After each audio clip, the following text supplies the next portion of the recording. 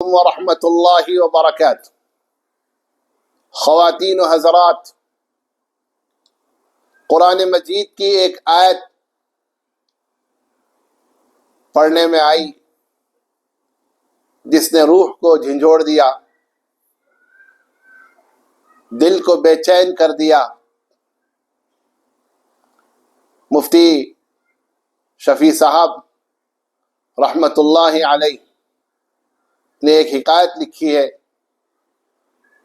ایک شخص کے خواب میں ملک الموت علیہ السلام تشریف لائے، حضرت عزرائیل۔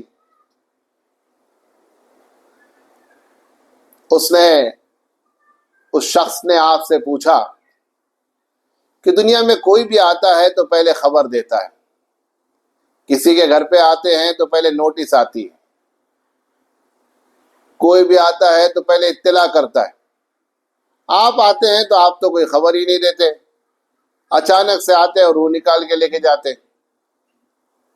حضرت نے فرمایا ایسا نہیں ہے، میں بیسیوں نوٹس دیتا ہوں، میں بیسیوں خبریں دیتا ہوں، میں شروع سے ہی اطلاع دیتا ہوں، اس کے باوجود لوگ میری نوٹس کے اوپر دھیان ہی نہیں دیتے، لوگ نوٹس کے اوپر کان ہی نہیں دھرتے، نوٹس کے اوپر لوگ توجہ ہی نہیں کرتے۔ ایک روایت میں ملتا ہے کہ ملک الموت ہر انسان کو 3 بار دن بھر میں دیکھتے ہیں کہ تو اس دنیا میں رہنے کے لیے نہیں آیا ہے، تو کیا کر رہا ہے؟ آخر اس شخص نے پوچھا کون سی نوٹس بھیجتے ہیں آپ، ذرا بتائے تو صحیح۔ انہوں نے فرمایا جب تجھے سر میں درد ہوتا ہے تو یہ نوٹس ہے، جب تجھے بخار آتا ہے یہ نوٹس ہے، جب تیرے پیٹ میں درد ہوتا ہے یہ نوٹس ہے، تیرے حالات تبدیل ہوتے ہیں یہ نوٹس ہے، تجھے بیماریاں لگ جاتی ہے یہ نوٹس ہے، یہ اشارہ ہے کہ تو تیاری کر لے۔ چنانچہ اللہ رب العزت نے قرآن مجید میں ان لوگوں کا تذکرہ کیا جو لوگ جہنم میں جائیں گے، وہ اللہ کے سامنے یہ بات کہیں گے ربنا اخرجنا نعمل صالحا غیر الذی کننا نعمل، اللہ ہم کو دنیا میں پھر بھیج دیجئے، ہم اچھے اعمال کریں گے اور وہ اعمال نہیں کریں گے جو پہلے کر کے آئے، جو ہو گیا سو ہو گیا، اب اس کے آگے ہم اچھے کام کریں گے۔ تو اللہ تعالیٰ فرماتے ہیں اولم نعمرکم، کیا میں نے تم کو عمر نہیں دی تھی؟ ما یتذکر فیہ من تذکر، جو سوچنا چاہتا اس عمر میں سوچ لیتا، جو غور کرنا چاہتا اس عمر میں غور کر لیتا، جو فکر کرنا چاہتا اس عمر میں فکر کر لیتا، جو اپنے اوپر نظر کرنا چاہتا وہ اس عمر میں نظر کر لیتا۔ تم بچے تھے، تم کو اللہ نے جوانی دی، احساس نہیں ہوا کہ بچپنا چلا گیا، جوانی آئی، جب جوانی چلی گئی بڑھاپا آیا، احساس نہیں ہوا کہ جوانی چلی گئی، اب موت آ گئی، احساس نہیں ہوا کہ سب کچھ چلا گیا۔